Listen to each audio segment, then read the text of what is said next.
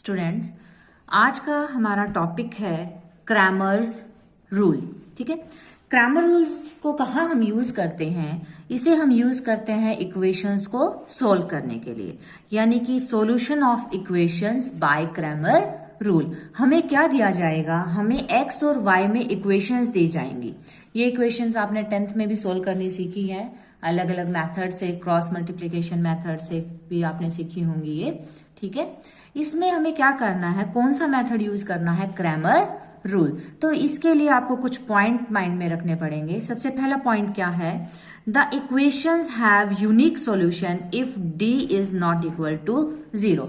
कोई भी इक्वेशंस आपको जो दी जाएंगी उनका यूनिक सॉल्यूशन कब आएगा? जब डिटर्मिनेंट की वैल्यू 0 के इक्वल नहीं होगी। ठीक है, अब डी हम कैसे फाइंड आउट करते हैं? जो भी एक्स वाई जेड के कोफिशिएंट होंगे वो होता है हमारा डिटर्मिनेंट। अभी एग्जांपल से आपको पता लग जाएगा।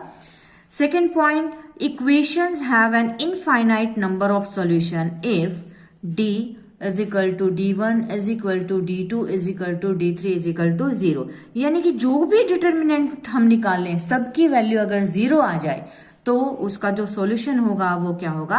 Infinite number of solution. Third point, equations have no solution if determinant is equal to 0 and any one of D1 D2 D3 is not 0।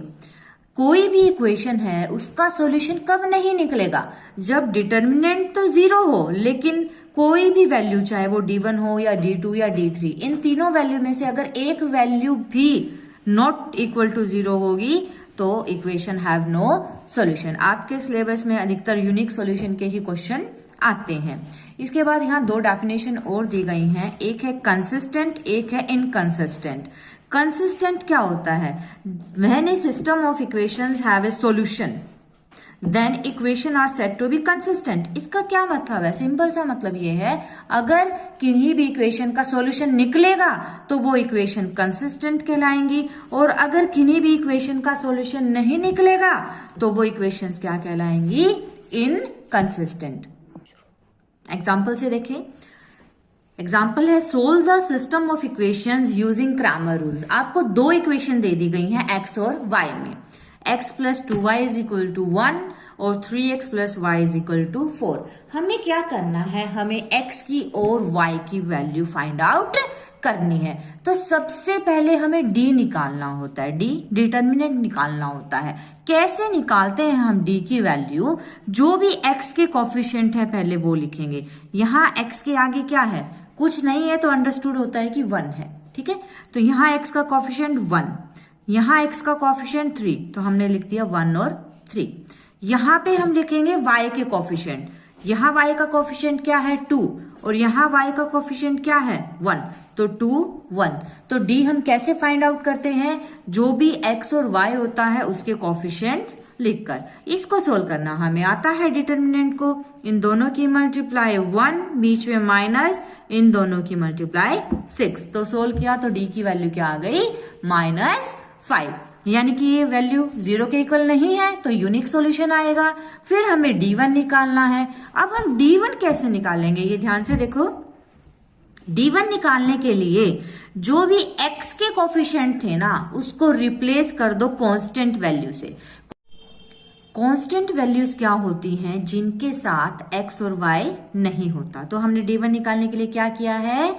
जो x की वैल्यूज थी, x के कोफिशिएंट्स थे, उनकी जगह हमने लिख दी कांस्टेंट वैल्यूज। y के कोफिशिएंट एज इट इज। ठीक है, x को रिप्लेस किया ओनली। अब इसे सोल्व करेंगे तो इन दोनों की मल्टीप्लाई 1, बीच में माइनस, इन दोनों की मल्टीप्लाई 4 2 जा 8। सोल्व किया तो -7। अब हम फाइंड आउट करेंगे D2। तो D2 में क्या करेंगे? D2 में x के कोफिशिएंट तो एज इट इज, जो y के कोफिशिएंट थे उनको रिप्लेस कर देंगे कांस्टेंट वैल्यू से, यानी कि विदाउट x और y की जो वैल्यू है उससे। हमने क्या किया? x के जो कोफिशिएंट थे वो एज इट इज y के कोफिशिएंट को रिप्लेस कर दिया कांस्टेंट वैल्यू से। इसे सोल्व करेंगे, 4 1 जा 4, बीच में माइनस, 3 1 जा 3, तो ये वैल्यू आ गई D2 की। ये वैल्यूज हमारे पास 3 वैल्यूज आ गई हैं, D1 एंड D2। लेकिन हमें निकालना क्या था? हमें निकालना था x एंड y। तो x निकालने का एक फॉर्मूला होता है d1 divide by d।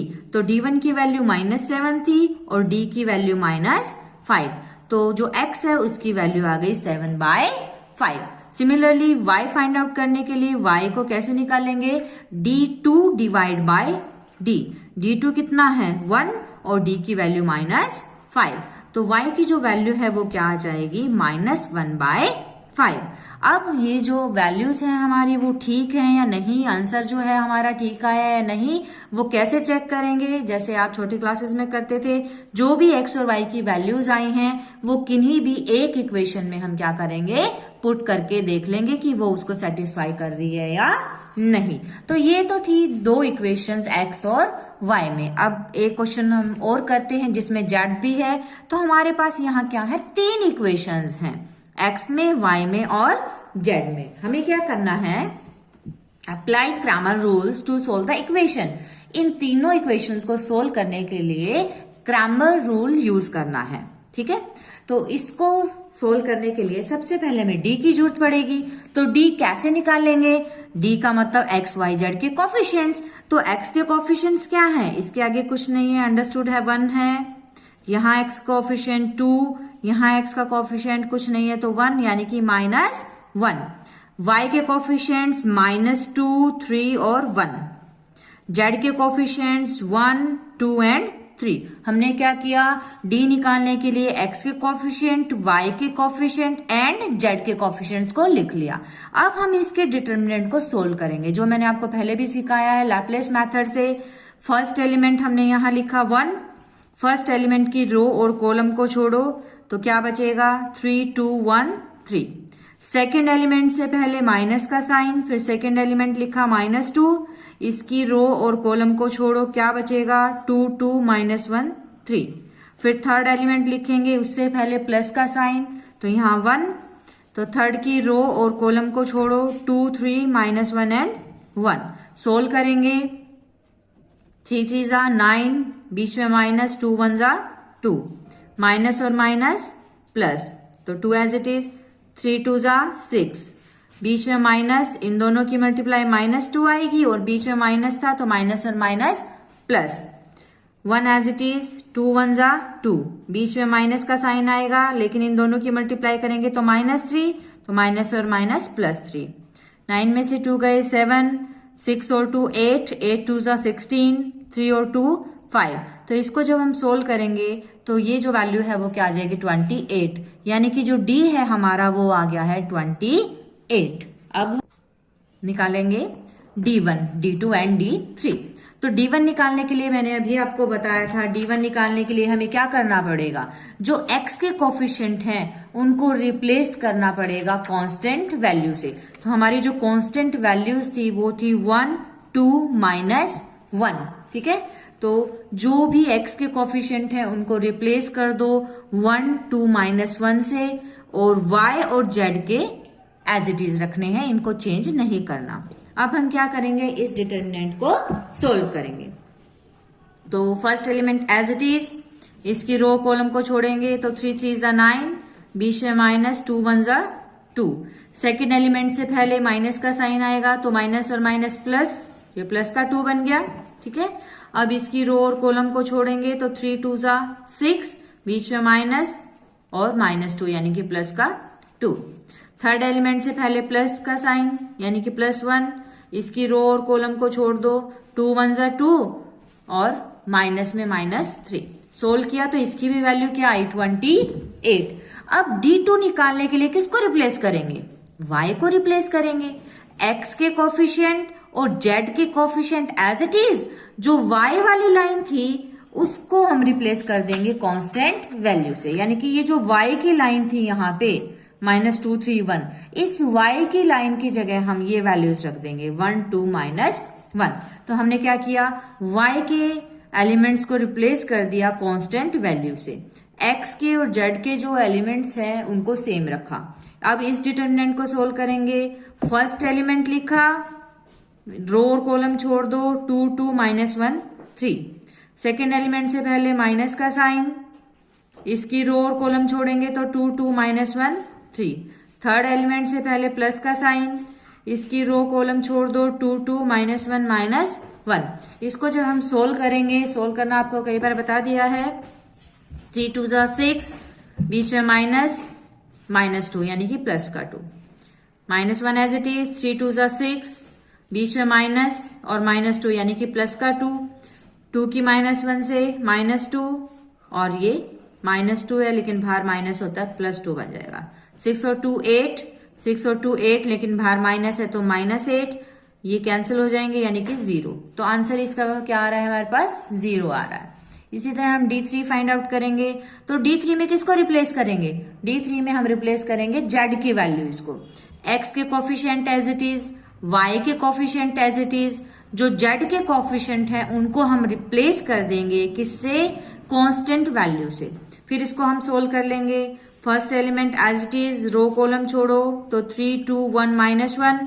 Second element से पहले माइनस का साइन, सेकेंड एलिमेंट की कॉलम और रो छोड़ दो तो 2 2 -1 -1।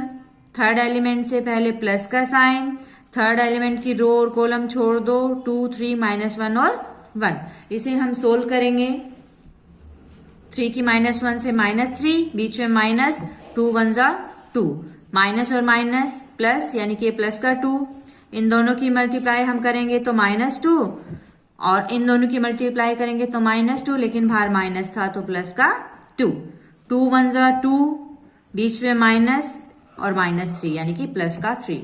ये बन जाएगा -5, ये कैंसिल हो जाएगा, मीन्स 0, 3 और 2 5, और 5 और -5 0। अब हमें क्या निकालना था? ये तो हमारी वैल्यूज आ गई D, D1, D2 and D3। अब हमें निकालना है X, Y, Z। Last question में मैंने आपको बताया है X और Y कैसे फाइंड आउट करते हैं। तो X निकालने का फॉर्मूला D1/D। तो हमारी जो D1 की वैल्यू आई है वो आई थी यहाँ पे 28 और D की वैल्यू भी 28। दोनों को डिवाइड करेंगे तो X की वैल्यू 1 आ गई। Y निकालने के लिए D2/D। D2 की जो वैल्यू आई है वो आई है हमारी 0, यानी कि 0/D की वैल्यू 28। तो आंसर क्या आ गया? 0, मीन्स Y 0। इसी तरह Z निकालेंगे तो Z कैसे निकालेंगे? D3/D, यानी कि 0/28। तो ये भी क्या आ जाएगा? 0। तो Z की जो वैल्यू है वो भी क्या आ जाएगी? 0। तो X की वैल्यू 1, Y की 0 और Z की 0। इसे तुम चेक कर सकते हो आंसर ठीक है या नहीं। कैसे चेक करोगे? किसी भी एक इक्वेशन में X, Y, Z इसकी वैल्यू पुट कर दो। जैसे इस इक्वेशन में अगर हम पुट करते हैं तो Y भी 0 आया है, Z भी 0 आया है और X की वैल्यू 1 आई है, तो 1 = 1। तो यहां से हमें पता लगता है कि हमारा आंसर ठीक है। तो इसी तरह हम X, Y, Z find out कर सकते हैं। ओके।